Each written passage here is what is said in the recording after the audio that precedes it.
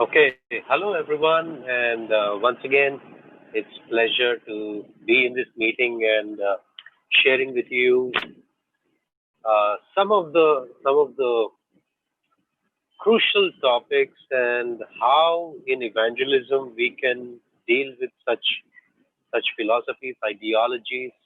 Our main agenda and goal is to proclaim the gospel to the ends of the earth. That is the commission, the mission that we have on our lives. Now, we have looked at Hinduism, we have looked at Islam. In Islam, two sessions, we focused on some of the crucial questions and how to respond to it. Next, today we are going to look at another major ideologies that that is spread across widely, and you tend to find this ideology all over the world. Let me pass some comments so that you will identify this ideology. Whenever you try to share the gospel with somebody, they must have told you that, hey, listen, all religions are same. They all are teaching the same thing. So it doesn't matter which religion you belong to, but you should not you should not put other religious people down by saying that only your religion is true. Every religion is true. All are following the same path. Everyone is climbing the mountain from various points, but at the end, everyone will be reaching the mountaintop, the same location. So it doesn't actually matter which religion you follow.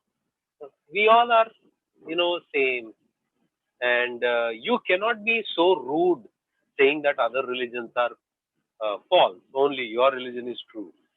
Have you heard such statements? For you, Christianity is true. For other person, Hinduism is true. And for somebody, someone else, some other belief is true. You should not disrespect other beliefs. In fact, we should celebrate this diversity. Have you heard of these statements? Now, this is how have you ever tried to respond, or if at all you try to respond, what was your response? This time and again we encounter this challenge, and time and again, uh, sometimes Christians are dumbfounded and they don't know how to respond. So we are going to deal with that aspect, that ideology, which is pluralism. Pluralism basically means that truth is not singular, but it is plural. Truth is not singular, but it is plural. When it comes to when it comes to religion, no one religion is true. All religions are true. That is pluralism. So let's look at more look into this topic of pluralism. The question we are going to start with is, how do most people approach spiritual truth? For example, if you ask somebody, hey, what do you believe about God? Or what is your belief in a savior? Or what do you think? What sort of a religion you believe in? So some people approach like this. There is a website by the name BeliefNet. What they say is that even if you don't know what faith you are, beliefomatic. That is, there is a beliefomatic. You put in your comments. You just put in your comments like this is what you believe. Then it will show you the nearest close religion that your statements match with, and it will suggest you which religion matches your beliefs, so that you can select and abide by it. Okay, that is like your belief. Even if you don't have any religion, you just put forward your beliefs, statements, and it will suggest you this religion goes very well with your ideology. You should adopt this. Okay, another way. uh, Here is another one: religion to fit your lifestyle and afterlife goals. What are your goals, afterlife goals? That you don't want anything, so they will suggest you a particular religion which suits your belief. Now, here it is no more what the truth is, it is other way around. You tell us what you like, we will suggest you which religion you should follow. It is other way around. So it all comes down to pairing your personal inclinations with dogma while paring down the dozens of faiths covered in the book. You have to pay attention to the initial attraction, that is, the savvy convert's guide to choosing a religion. Means how to choose your religion. So, but what about lifestyle and values? Do they really match yours? Now, for example, uh, is there a religion that I like? Uh, I like to I like to satisfy myself. I am the main person. I like to satisfy myself, whether it is eating, whether it is having pleasures in life. I want to be satisfied. The end goal is me myself. Is there such religion? And they will suggest, oh, there is just a religion that suits your belief. That is Charvaka religion, hedonistic religion. You should adopt that religion. You see, this is the whole. This is the thing that is going on in the world.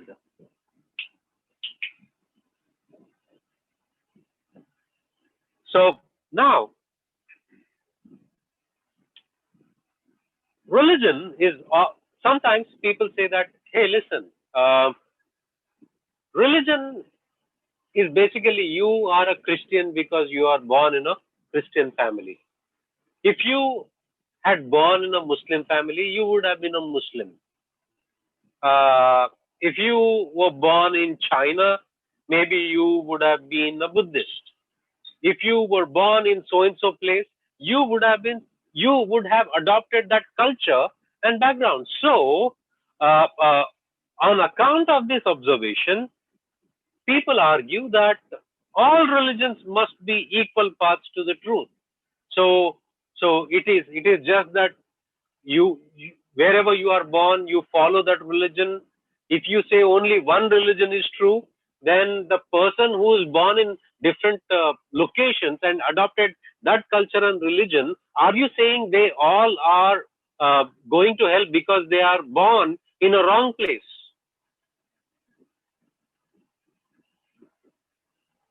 Now you feel the weight of the argument. That's the reason what they suggest is that actually, there is no one truth here. It's plural. Truth is pluralistic. All religious beliefs are true, and we all are climbing the mountain from different points, and ultimately we are going to reach at one singular point. Have you heard of this story? An elephant and the five blind people trying to trying to understand the nature of elephant. So there is a king who allows these blind people to touch and feel elephant, and so that they know what elephant looks like or feels like. So one person was holding a tail, another person holding the leg, one person holding the stomach, another one holding the trunk, and one person holding the ear. All of these people are blind people. And these people, at the end, if you ask what an elephant looks like, one person says, it's like a rope, long rope. Another person will say, it's like a pillar. Another person would say, it's a thick, soft, and strong rope or whatever you call it. One person would say it's a fan. Now, are all these people wrong? The person says, no, they are not at all wrong, but all of them are partially true. They all have elements of truth, but nobody is absolutely true, wholly, completely true. They only have pockets of knowledge, only parts of the knowledge. In the same way, not all religions are true, but all religions are partially true. All these religions have some partial truth. It doesn't matter whichever you follow. You have no right to say other person wrong. This is what basically is. Now, look at this statement of Gandhi. He said, the soul of the religion is one, but it is encased in a multitude of forms. Okay? So, let's look at what is pluralism.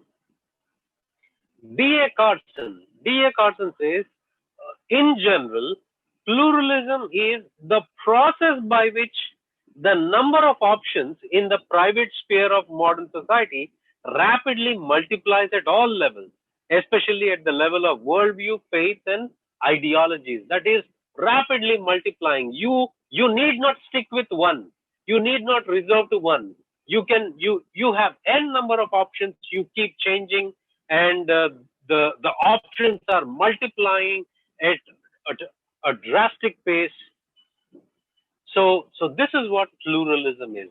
No more in the society or postmodern culture, if you say that truth is one and singular, you will be considered as narrow-headed.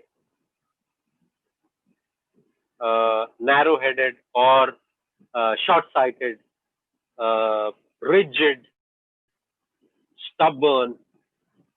If you consider that truth is singular or there is only one religion that is true, they will consider you as very conservative, not open-minded, not liberalistic. You will be looked down. So these are the kinds of pluralisms that we have in our society. Number one, empirical pluralism. Number two, cherished pluralism. Number three, philosophical pluralism. So now I will be sending you the PPT in a PDF format. So don't worry about noting down all the points. Pay attention. Anyway, you are going to get this PPT in a PDF format. Now, what is empirical pluralism? Empirical pluralism says, simply refers to the fact that we live in a diverse society with different tastes and preferences. Different tastes and preferences. For example, India is a country of many languages, ethnicities, religions, and worldviews. Empirical pluralism encourages alternatives and makes it easy for an individual to make personal choices that are agreeable to them. That is, all these options are available to you. You choose which one you want, which goes along with your preferences, taste, or whichever you feel like adopting, you can adopt that view. That is empirical pluralism. Means in the presence of many options, it tells you to choose whatever you want. You can make your personal choices basing on what meets your requirement. Second is cherished pluralism. Now this goes one step ahead. Okay, let me pause here and ask you, are you following what I'm saying? Type in the chat box, yes. Are you following what I'm saying? Am I making sense? Or just raise thumbs up? Yes, yes. Okay.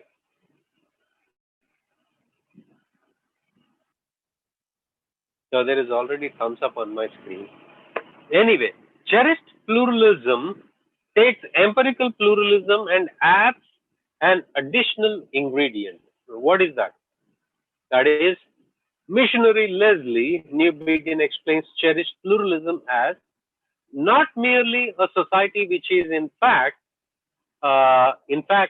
plural in the variety of cultures, religions, and lifestyles which it embraces, but pluralist in the sense that this plurality is celebrated as things to be approved and cherished. That is, you cannot say, cherished pluralism says that a person must nod in agreement with a stance and in no way condemn something as wrong. Means you cannot say that other person is wrong.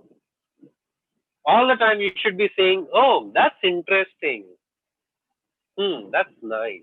Like, oh, you should be nodding in agreement, and you cannot say that you are wrong. You cannot say that I don't agree with this. This is the cherished pluralism is that in a society, tolerance means acceptance. That is, you should agree to other person's differences and you should in no way say that they are wrong. You cannot say other people are wrong. But then I'll come to the self-defeating nature of this philosophy in some time. But this is what cherished pluralism is. The next one is the philosophical pluralism. Philosophical pluralism, the first one, which pluralism? The first one, empirical pluralism. The second one is cherished pluralism. In empirical pluralism, you have wide varieties. It is like a buffet system. You have a plate, you take whatever you want, and you have the ready plate in front of you.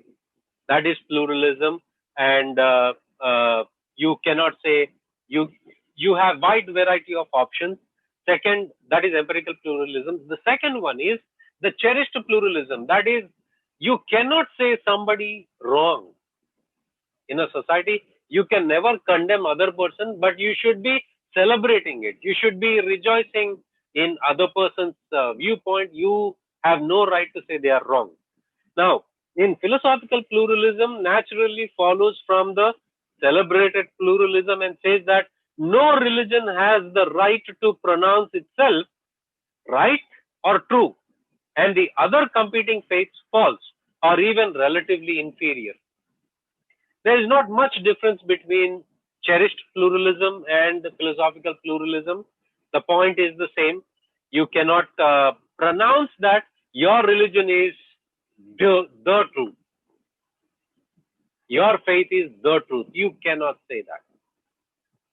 This is philosophical pluralism. For those who espouse a philosophical religious pluralism, there is no longer any heresy except perhaps the view that there are heresies. Now, hope did you capture the pluralistic ideology? Did you understand so far whatever I'm explaining? Type in the chat box yes if you have. If you have any questions and you want to understand, you can just type your question pertaining to pluralism and understanding it. Okay, so let's go ahead. Now, what's wrong with pluralism? What's wrong with it? Now, there are various issues with pluralism. One second.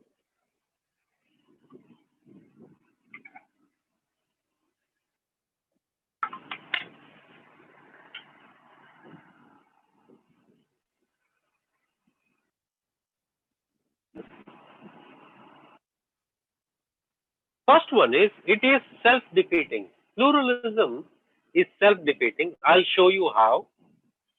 The second point is, it confuses between taste and truth. It confuses between,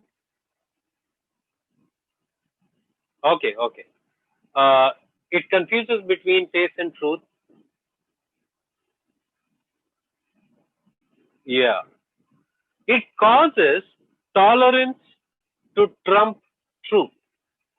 It ignores the very basic logical principle, that is law of non-contradiction. These are the problems. Let's see. Let's look at one after the other. The philosophical pluralism is self-defeating because it is self-destructive. Philosophical pluralism says that every worldview, religion, and viewpoint is equal and true. However, pluralism rejects the Christian claim of uh, there only being one and only way to God. So pluralism excludes Christianity and therefore does not adhere to its philosophy of accepting all beliefs as true. Let me simplify this. Say Pastor Kishore here in our group and me. Say Pastor Kishore is a pluralist, and Pastor Kishore will tell me that, hey Peter, how can you say that other religions are true? Other religions are false. Only your religion is true. Actually, according to pluralism, all are right. So you have no right to say other religions are wrong. Now look at this. If according to pluralism, all worldviews are true, my worldview is all other religions are false. So by very principle of pluralism, it should consider my view also as true. If pluralistic worldview considers my view as true, and my view is all religions are false, you see the self-defeating nature here. That is,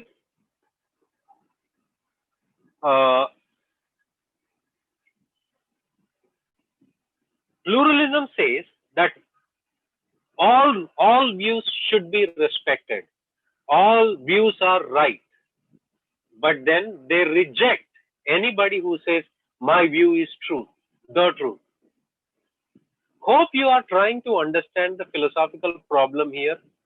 That is, you have no right to say someone is wrong.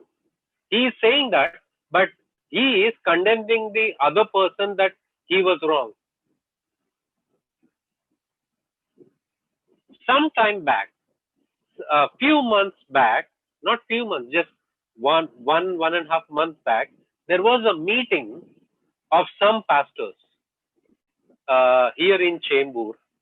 They called me and Francis because we made some videos against some false doctrines that are going on. Now, this team of pastors who came over there, and they said the same thing. So, who are you to judge other people? They all were saying that, see, this so-and-so pastor is doing so many good things. Will you ignore all this because he said this false thing? But forget about that. Who are you to judge anybody? Now they called us, they are judging us, and they are saying you are not supposed to judge anybody. That's a statement of judgment over there. Something similar. Pluralism is that you cannot judge anybody, but they get to judge the person who says this is the truth. That's where it is self-defeating in nature. So pluralism excludes Christianity and therefore does not adhere to its philosophy of accepting all beliefs are as true. So according to pluralism, if all beliefs are true, this is my belief that all religions are false and truth is singular, truth is exclusive, truth is one. And a pluralist have no right to say I am wrong according to its own philosophy. You get this? This is the self-defeating nature of pluralism. Now, how are we going to explain this to a person on the street who is saying that सारे धर्म एक है, सारे धर्म जो है वो सब एक है, को किसी एक को ही सही कहना ठीक नहीं है, सब लोग सच है, सब लोग जो धर्म को विश्वास कर रहे हैं वो सब सब सही है. Now this is what the common man's ideology. Now how are you going to respond to this? So let me put it practically in a conversational mode. We can ask that person saying that ठीक है, आपने जैसा कहा कि सारे धर्म सही है, सारे धर्म सही है, तो यस सारे Pastor, सारे जो yes Pastor, you will have to say that in English because people here want to yes know. I know. Sorry for that. Okay, let me put this in conversational mode. Now, if we meet somebody on the street, and that person on the street says that all religions are true, so okay, if all religions or all belief systems are true, I believe as a Christian that Jesus is the only way for the forgiveness of sins, and He is the only path and the way, the truth to heaven for eternal life. So, according to your own definition, that all views are true, so you have no right to say I am wrong, and you should accept what I am saying is also true. In that case, if I am true, then all others cannot be true.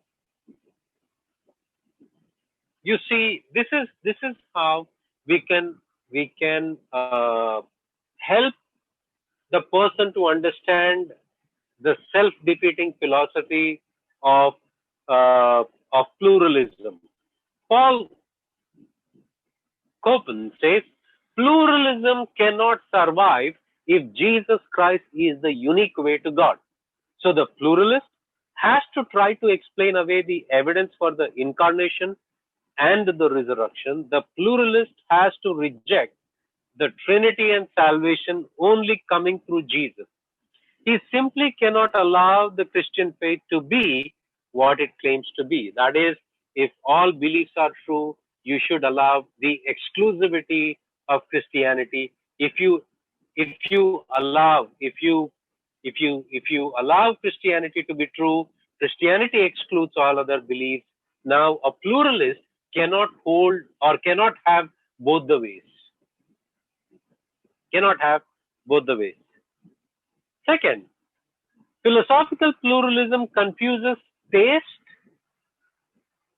and truth. That is, now here you see, pluralism fails to make the distinction between matters of opinion. That is, I like chocolate, you don't. I like bitter gourd, and you don't like it. So this is taste. But truth is not the same. Truth and opinion, truth and matters of opinion and taste, these two are different. For example, I go outside in the hot sun. Thermometer tells me that this is the temperature. But then I say that no. For me, this is cold.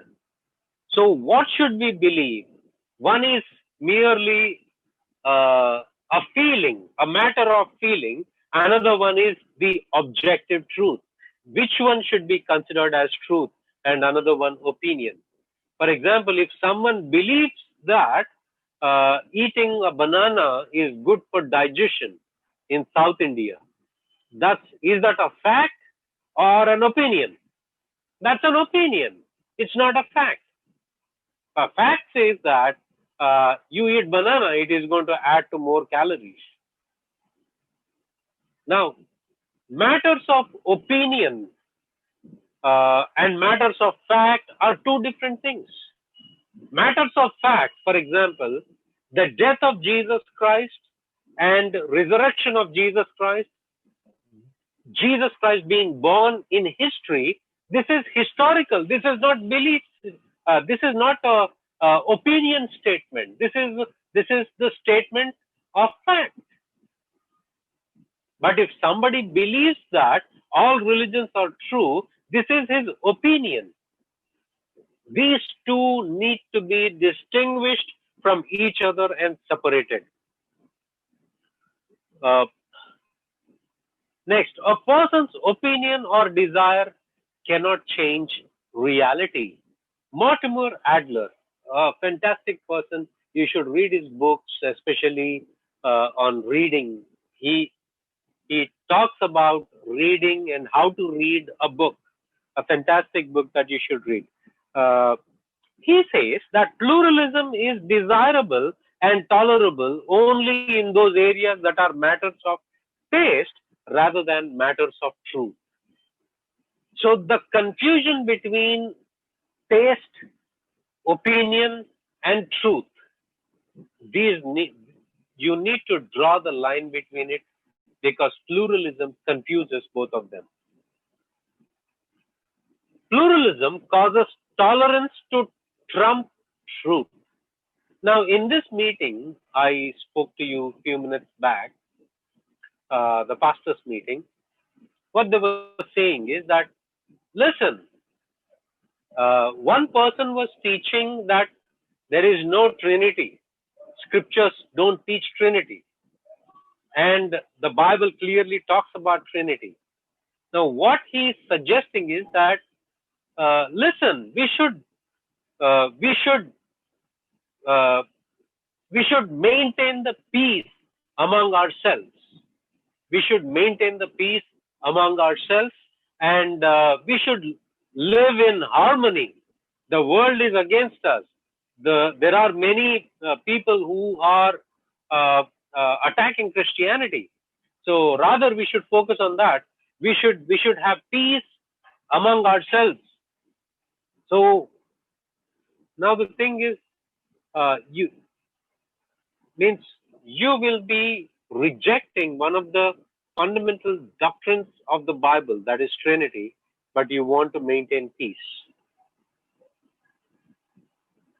But this is within Christendom. But we are talking about uh, truth as in outside. For example, uh, uh, they don't want challenges. They don't want anybody to say the other person, I don't agree with him. They don't want to hear these disagreements. For example, I'll tell you, I was presenting a paper in a philosophy forum. I was presenting a paper, and my paper was on. I will explain to you the details of my paper, the argument that I presented in that philosophy symposium. One person came and expressed his Buddhist views. Another person came and expressed Jainism views. Another person came and expressed other various views, and my paper presentation was on Christianity.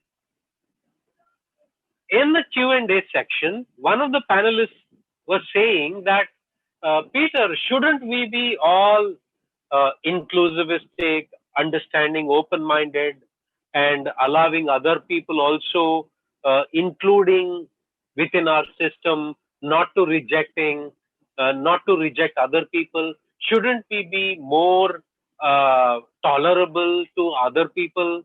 When I heard this comment from one of the panelists, I said, just now Buddhist person came and spoke about his Buddhism. You didn't say this comment.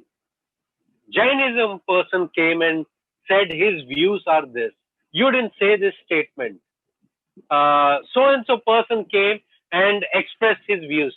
You should have said this statement to all the people. But why me? Why aren't you telling them also the same thing? Now here you see, if you are talking about tolerating, you should be tolerating me too. My exclusivity, when you cannot tolerate, but your pluralistic exclusivity, you want me to tolerate. What do I mean by that? That is, you want me to accept your pluralism, but you are in no way willing to accept my exclusivity. I'll come to that in a bit, the argument that I'm trying to explain. But should society tolerate every view, belief, and behavior? What do you think? Should society tolerate every view, belief, and behavior? What about Nazism or racism and other such beliefs? Shouldn't society be tolerating them also? Because all the beliefs are true, right? Shouldn't they be more tolerable to the races? How about casteism in India? How about tolerating those who say 2 plus 2 is equal to 5? It is their view. Why are you arguing about 2 plus 2 is equal to 4? Should such claims be embraced and accepted? Now, an important reminder: pluralism fails to understand that while all people have equal worth, not all ideas do. All people have equal worth, but not all ideas are tenable. Pluralism ignores the law of non-contradiction. That is, pluralism ignores that one of the foundational laws of logic, that is, law of non-contradiction. I'll explain what it is.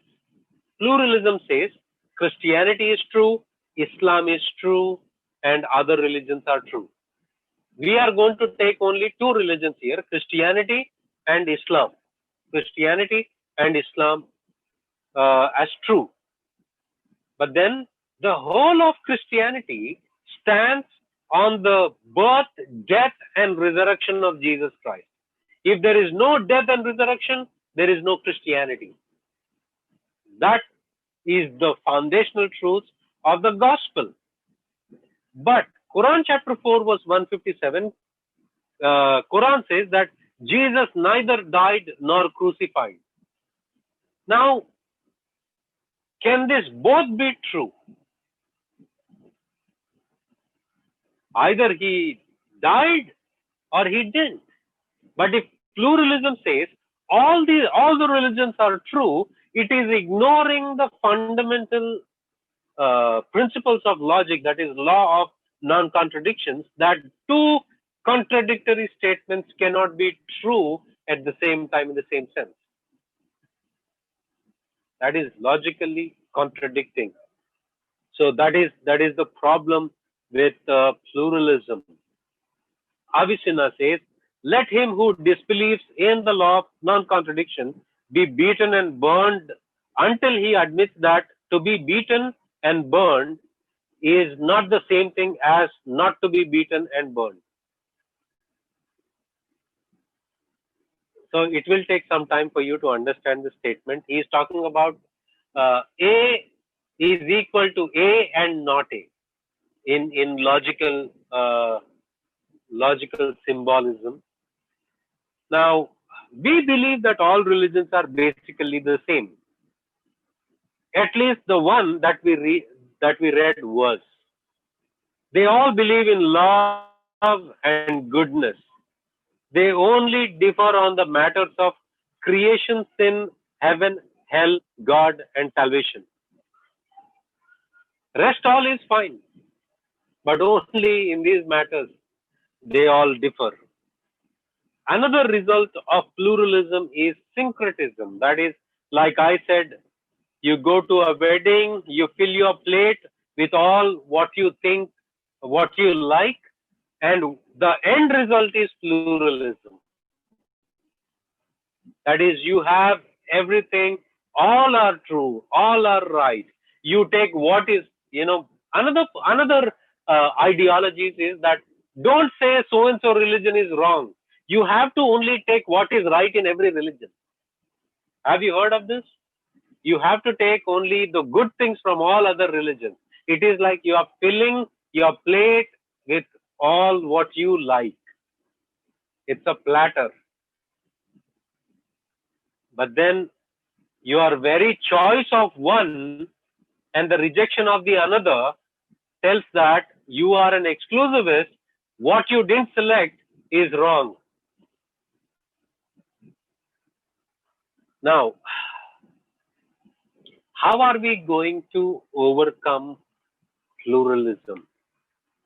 How are we going to respond to this pluralistic ideology in the society, in evangelism? So far, did you understand? Did you get what we have been discussing? Even if you cannot understand certain things, read about it. I can suggest you one book by 1 second. I'll show that book to you.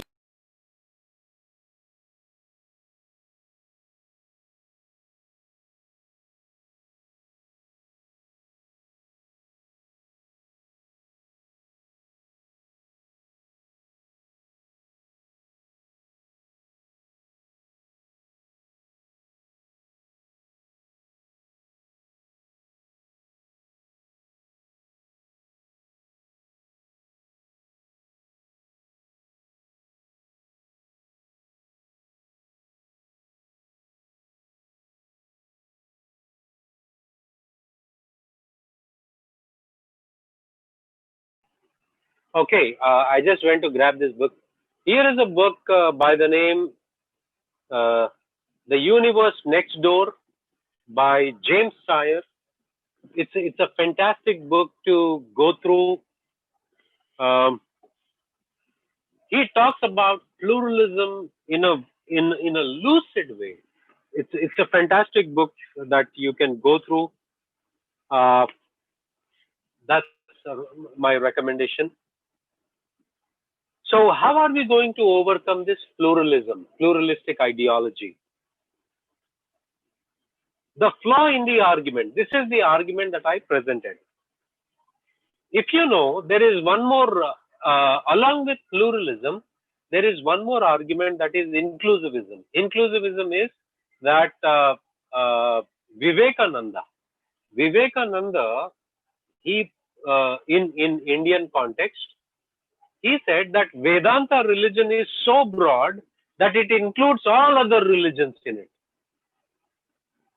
Whether you follow Islam, whether you follow Christianity, whichever religion you follow, as you go into the higher realms, you will understand that Vedanta is that broad religion which is true.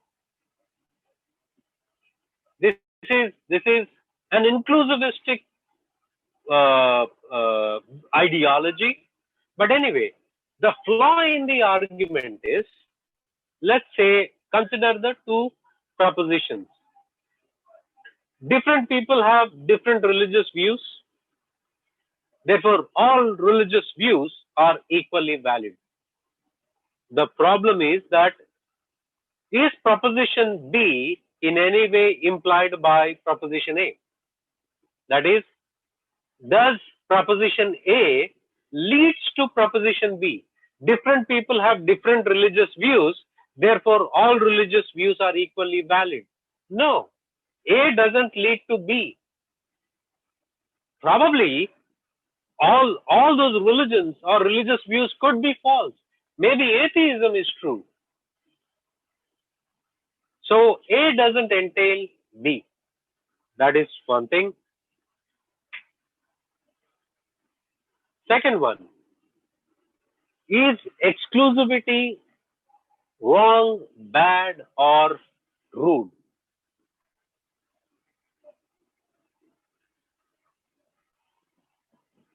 Are you following?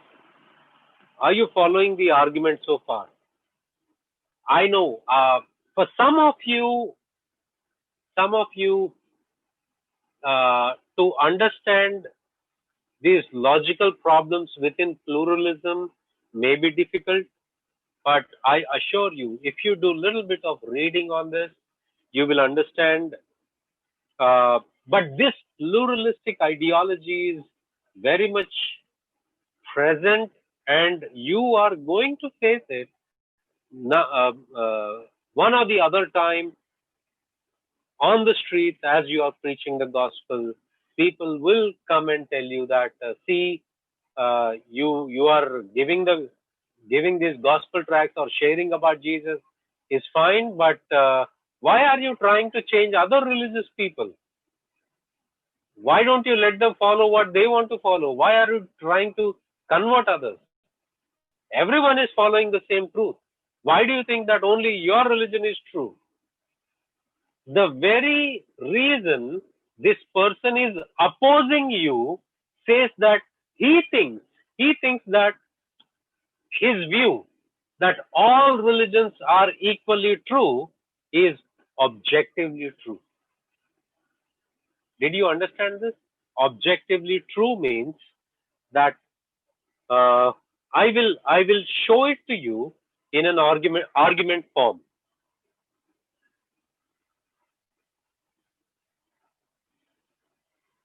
Yes, exclusivist is the one who believes that out of all the available options, only one is absolutely true. A religious exclusivist, let's call him Peter, say that I am a religious exclusivist and I believe that only my faith is the truth. So whatever I believe, let's put it in a set and let's call it set X. Let's call this set of beliefs X. I believe Jesus is the only way. I believe the Bible is the only truth. I believe the only way to heaven and eternal life is Jesus. All these set of beliefs, let's call it set X. A set of beliefs. In this set, all my beliefs are included and I will call it set X. But then there is another person who is a pluralist. Let's call him RP, Mr. RP, that is religious pluralist. He believes that nobody should call other person wrong. All religions are true and every person is following the truth some or the other way. Now all these statements, let's call this set Y. There is set X, there is set Y. Set means set of beliefs. So I believe set of X, pluralist belief set of Y. I am saying set X is the truth and pluralist is saying set Y is the truth. Now, let me ask you this question. How pluralist is not an exclusivist and I am the only one who is exclusivist? How come he is not an exclusivist? Because basically even he is holding on to set of beliefs and arguing that his set of beliefs is true. And he is equally arguing my set of beliefs are wrong. So the point is, he is no different than me. We both are exclusivists. Let me tell you, everybody is an exclusivist. Every person, even the pluralist, is an exclusivist. Exclusivist is the one who says that truth is singular, truth is objective. I think that now you are trying to understand in some way that, okay, now I get it. Pluralist is also an exclusivist. Pluralist, the person who is saying that all religions are true, is also saying that his view is the only truth, the pluralistic view. Jiddu Krishnamurti, how many of you heard this name? Jiddu Krishnamurti. J. Krishnamurti is a philosopher. He is considered as a contemporary Indian philosopher, among one of those. Now he says, truth is a pathless land. Now I am combining here truth and pluralism. So somehow pluralism also takes this view. He said truth is a pathless land. What does that mean? Means there is no path towards truth. There is no path towards the truth. When I first heard this statement, I laughed. I was in my MA class listening to my professor. My professor said, according to Jiddu Krishnamurti, truth is a pathless land. That is, there is no path to the truth. When I was laughing, he asked me, Peter, why are you laughing? I said, the statement is self-contradictory. My professor said, how come? I said, when Jiddu Krishnamurti said truth is a pathless land, how did he get to know this truth? How did he find out that truth is a pathless land? The statement is the truth. Means somehow he found out this statement to be true. If this statement is true, then he is saying that there is a way to the truth. If this statement is false, why should I consider this statement to be true? There is a self-contradictory in the nature of the statement. In the same way, when it comes to pluralism, when a pluralist says that all religions are true, you have no right to say your own religion is the truth. Then he is also claiming that his pluralistic view, that is all religions are true, and this pluralistic ideology is the truth. He is also claiming for absoluteness. So this is what the argument runs down. Unless you don't highlight the self-defeating philosophy or the ideology or the logic within pluralism, they don't understand. They will not understand. So you need to expose it and show it to them that if you are rejecting my philosophy, you are saying that basically your ideology is the truth. Actually, you and I are no different. You are holding on to one ideology and saying this is true, and I am saying this is true. You are no different than me. So in no way you should be considered as broad-minded person. I should be considered as narrow-minded person. We both are arguing for something. Anyways, exclusivity is required for many things. That is, in marriage, while many people exist, saying yes to your spouse means say no to all other people. That is exclusivity. In government, while many political systems exist, only one system can be embraced and coherently implemented at one time. In economic policy, in mathematics, truth is exclusive. Even when you take a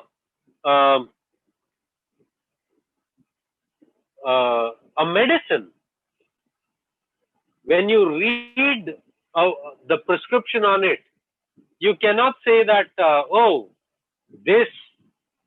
this medicine is for stomach ache. But truth is not absolute. It is relative. I will believe that this is for headache and I am going to drink it anyways. It doesn't work that way, because truth is exclusive in various matters.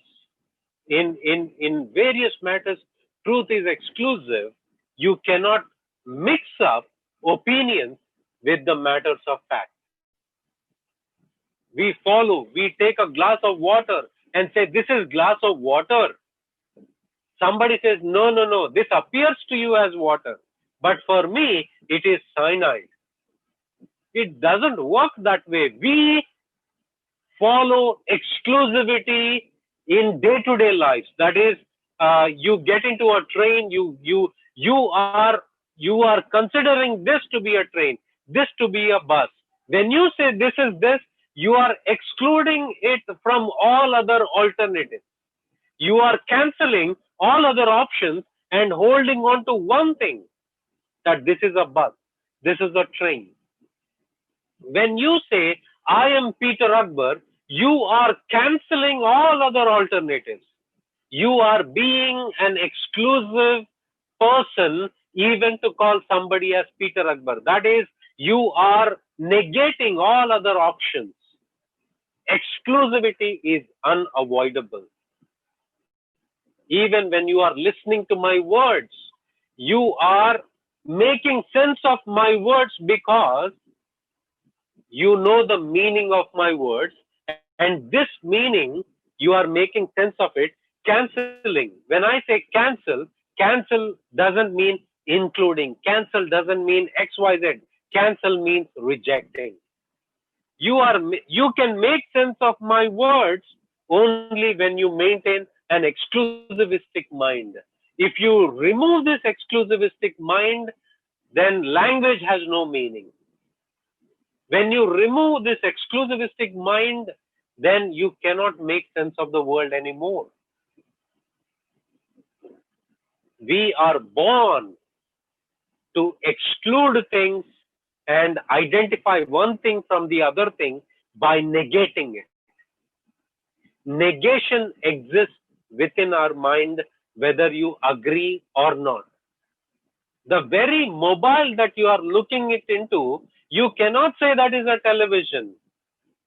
You cannot say this is XYZ.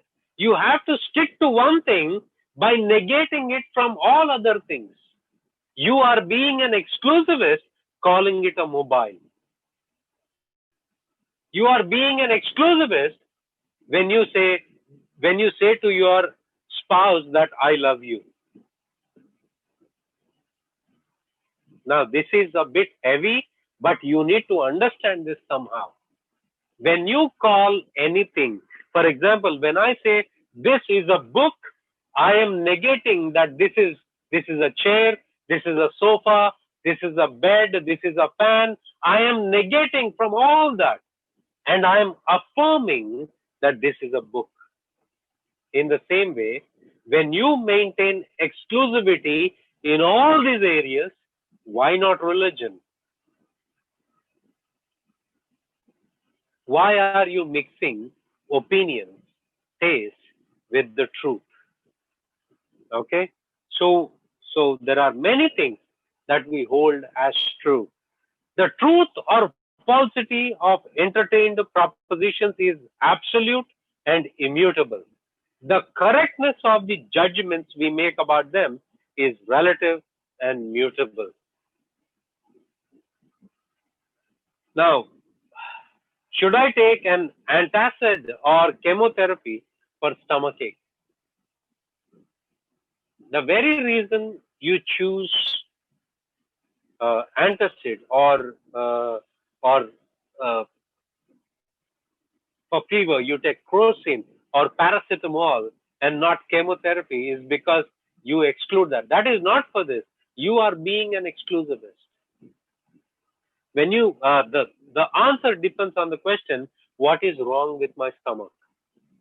Truth and getting correct answers to important questions is vital.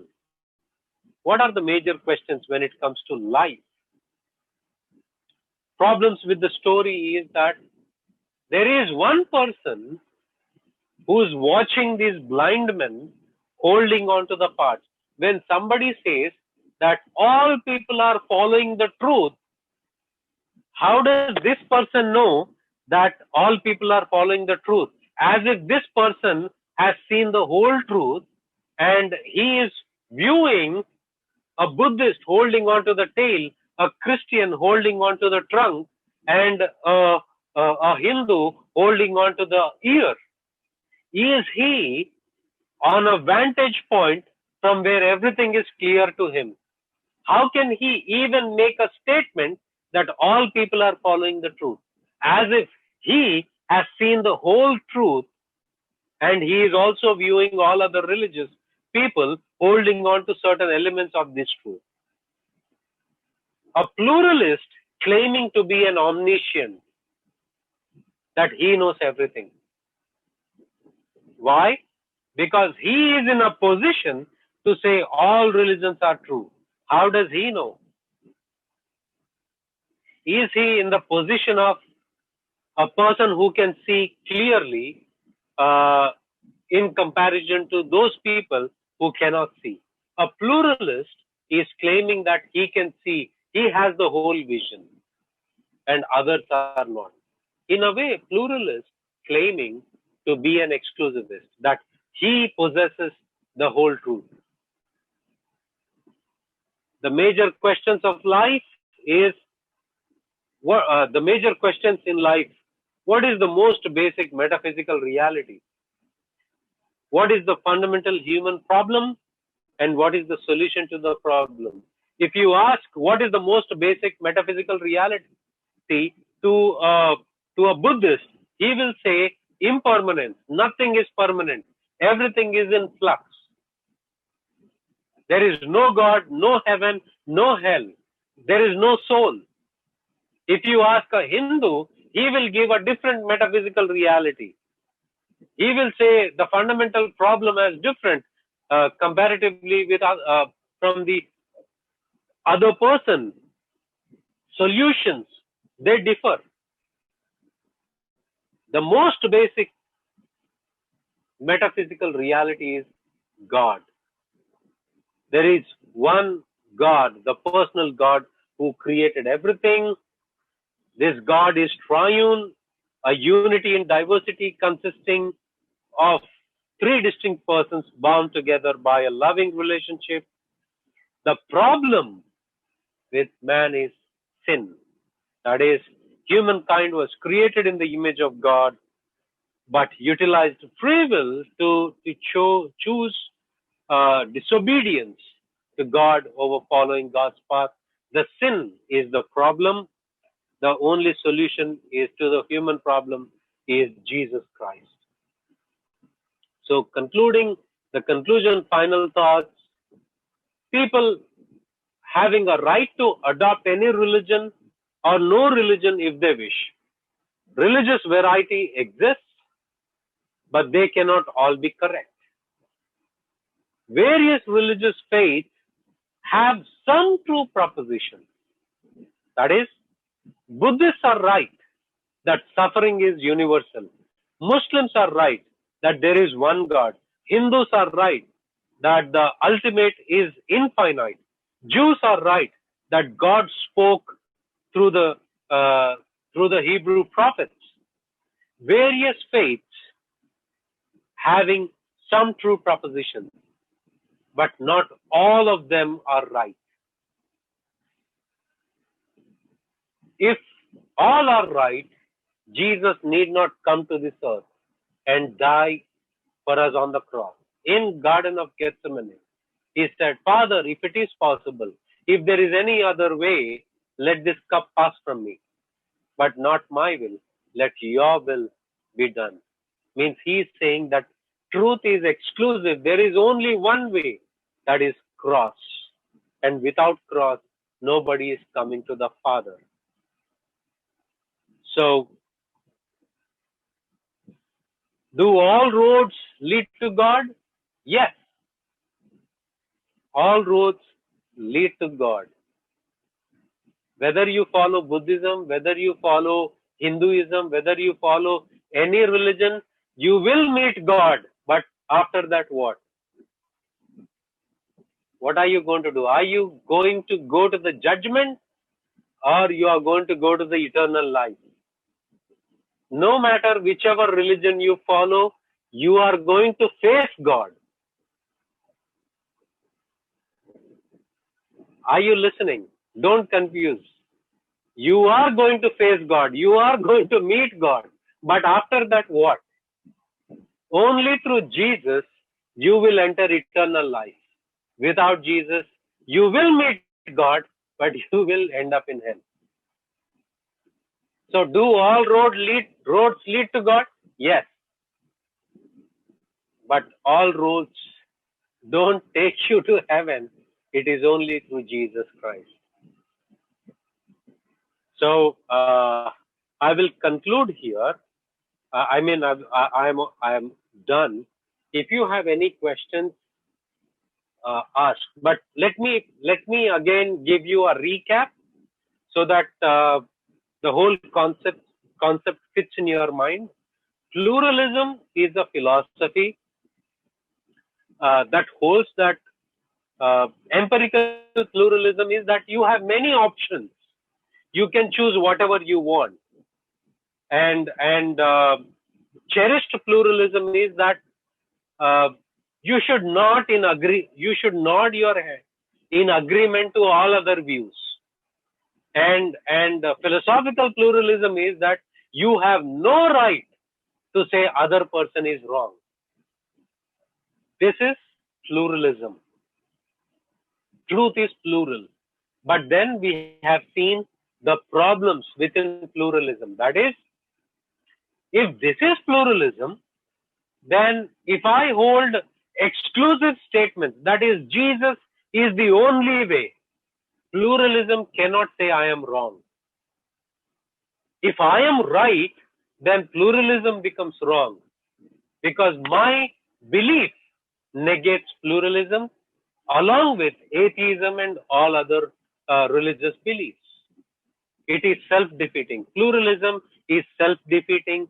Pluralism ignores the contradictions, the law of non-contradiction. Pluralism ignores, fundamentally, Buddhism is against Vedic tradition, and Christianity negates all other religions.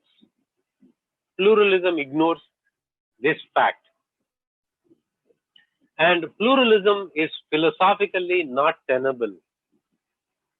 The basic metaphysical questions are the nature of God. God exists.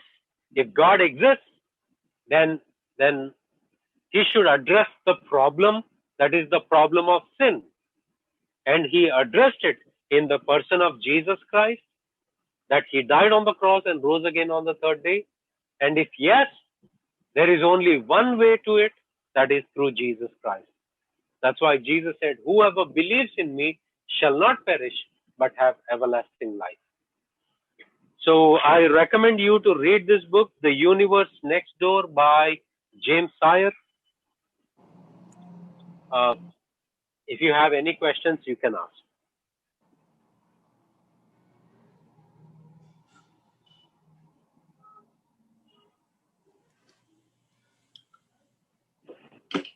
Okay. I believe nobody's raised any questions. So, yeah. Thank you, It's Pastor. already almost 10. I am sorry. I have a question, brother. I have one question, brother. Yeah, Neil. Brother, like a simple mediocre people, they just follow the whatever generation has, generation has the ideas, and in particular religion, there are people, there are leaders who are already, always carry the whatever beliefs they have. And whenever we going to talk to them about anything like, our truth or whatever exclusive truth, they don't, just go in deep. They just say, you don't teach us, or you do whatever we know, that is a fact. So here, we are not able to convince, or not able to go in deep to make them understand what actually truth is. So how to handle these issues, like? Yes, brother. I got your question, Neil. Yes, brother. What is required is that a reasonable dialogue, helping that person understand that basically this is the ideology that you are having, and this is the ideology, this is the problem, philosophical problem with your ideology, which you are not realizing. Unless you don't open and show them the reality within the philosophical construction of their argument, they wouldn't realize it. Right. Okay, I think we are getting late. Shibu, yes, brother. Thank you. Thank you very much. Thank you, Pastor, for taking this class. It's actually a very very nice session, I would say, we had. So thank you so much for taking the class. We'll just pray and